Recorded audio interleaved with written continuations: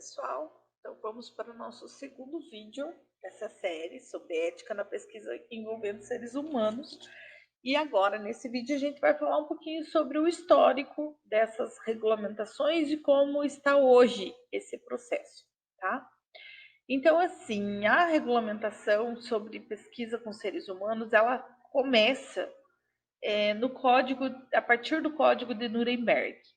Então, o que é o Código de Nuremberg? Ele é um conjunto de princípios éticos que regem a pesquisa com seres humanos, sendo considerado, então, esse documento ele surgiu como consequência dos processos de guerra de Nuremberg. Então, houveram, depois que a guerra acabou, houveram processos sobre que crimes de guerra de 22 eram médicos, tá? Que foram acusados. Desses, né? Ela foi lá em 1947, dia 19 de agosto, houve o veredicto. 7 foram condenados à morte, 7 foram absolvidos e os demais foram condenados à prisão. Então, a partir desse processo, e essa é uma foto de um dos julgamentos, lá em Nuremberg, né, na cidade, e por isso que recebeu esse nome. Então, a partir desses processos, se gerou esse documento que é chamado de Código de Nuremberg, que é o primeiro código mundial, assim, que se tem conhecimento, que começaram a discutir a ética envolvendo seres humanos, tá? Aqui já começou a se falar em consentimento.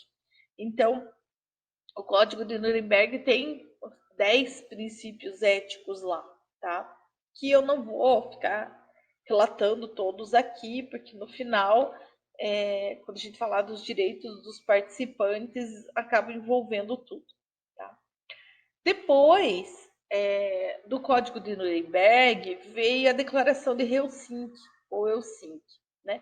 Também é um conjunto de princípios éticos que rege a pesquisa com seres humanos, e ela foi redigida pela Associação Médica Mundial em 1964. Vejam que não faz muito tempo.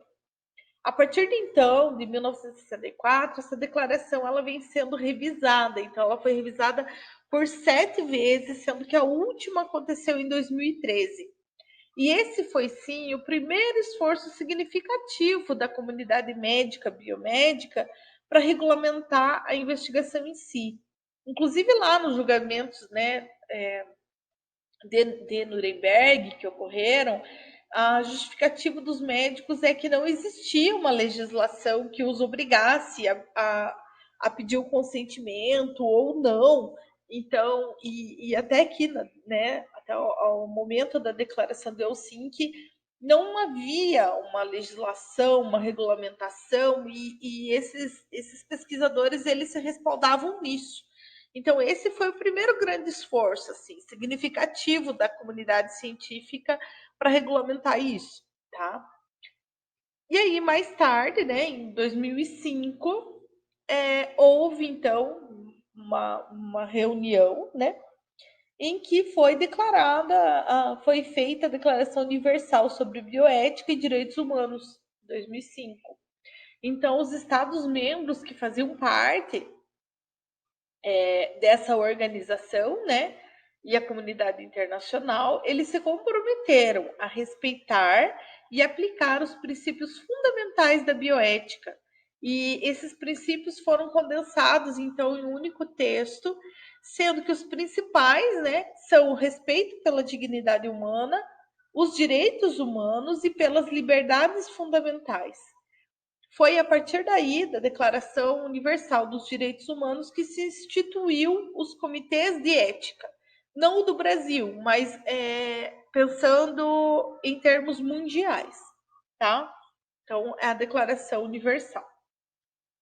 No Brasil, o sistema CEP-CONEP é da data de 1996, tá? Então, esse sistema foi criado para proceder à análise ética de projetos de pesquisa envolvendo seres humanos no Brasil. Gente, mais de 98% das análises e decisões que ocorrem, elas ocorrem a nível local, pelo trabalho dos comitês de ética e pesquisa locais, que são os CEPs, ou no caso aqui a gente chama de COMEP, tá? E o foco dessa tramitação está na segurança, na proteção e na garantia dos direitos dos participantes de pesquisa. Então, o sistema CEP-CONEP, ele acaba sendo sim uma garantia para o pesquisador, porque caso ele desenvolva uma pesquisa que envolve seres humanos e ele não passou pelo sistema CEP-CONEP, a pesquisa dele não foi aprovada, ele pode sofrer consequências como processos, por exemplo, né? Pedido de indenização e assim por diante, tá? Então, sim, o sistema ele funciona como uma garantia para o pesquisador, né? O pesquisador tem ali, depois a gente vai falar dos documentos, mas tem assinado o termo de consentimento livre e esclarecido que o participante ele entendeu qual é o papel dele na pesquisa e ele aceita participar dela, né? Então é uma garantia para o pesquisador, mas principalmente o foco do sistema CEP-CONEP é a segurança, a proteção e a garantia dos direitos dos participantes. Não esqueçam que esse sistema ele funciona também para, por exemplo, indústrias farmacêuticas que precisam fazer ensaio de bioequivalência, né? Então tem lá o medicamento genérico e tem o medicamento referência, né? E acabou o período da licença lá, da patente, e uma indústria pretende comercializar esse medicamento como sendo um genérico ou um similar. E aí ela precisa fazer ensaios de bioequivalência, demandam, né, seres humanos. Esse protocolo todo deve passar pelo sistema CEP-CONEP também, tá? Para isso, se utiliza um ambiente eletrônico que é chamado de Plataforma Brasil, tá? Então, CONEP é a Comissão Nacional de Pesquisa em Seres Humanos. E o CEP é o comitê local, tá? 98% das pesquisas são resolvidas no comitê de ética local.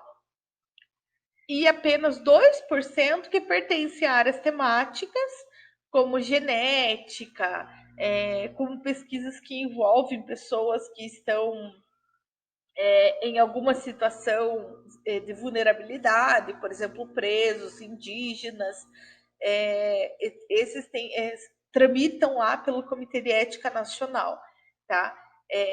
Que mais que tramita por lá? Essas pesquisas de bioequivalência, que envolvem indústrias farmacêuticas gigantes, também tramitam pelo Comitê Nacional, tá? Não é o pesquisador que escolhe por onde que a pesquisa dele vai tramitar. Na verdade, é necessário ser feito um cadastro na plataforma Brasil. É um ambiente eletrônico, e aí lá a própria plataforma Brasil direciona a pesquisa para o comitê de ética mais próximo, tá? Com relação que a gente vai falar no próximo vídeo. Com relação às resoluções e normativas do Brasil, gente, não são só essas duas, tá? Tem mais. Depois eu mostro para vocês no site lá da plataforma Brasil. Mas as duas principais são essas duas. Então, tem a resolução 466 de 2012, que aprova as diretrizes e normas regulamentadoras de pesquisa envolvendo seres humanos como um todo, tá? E a 510 foi gerada em 2016. Ela dispõe sobre as normas aplicáveis à pesquisa em ciências humanas e sociais, porque principalmente a metodologia, alguns parâmetros são um pouco distintos nas ciências humanas. E aí os pesquisadores achavam que não precisava passar pelo comitê de ética por serem pesquisas da área de humanas. Então foi realizada essa nova resolução só para ciências humanas. Essas são as duas principais, tá? Resoluções e normativas que nós vamos seguir. Para o vídeo não ficar longo e também para não ficar muito cansativo, eu não vou discorrer sobre essas resoluções. Mas ao longo dos próximos vídeos a gente vai acabar vendo um pouquinho sobre o que essas resoluções nos dizem, tá? Então, no próximo vídeo a gente vai começar falando quando que eu devo submeter um projeto a um parecer ético, né? lá na plataforma Brasil. E segundo, como que eu faço isso, tá? Então aguardem que logo vou mandar o próximo vídeo dando mais informações para vocês sobre isso. Um abraço.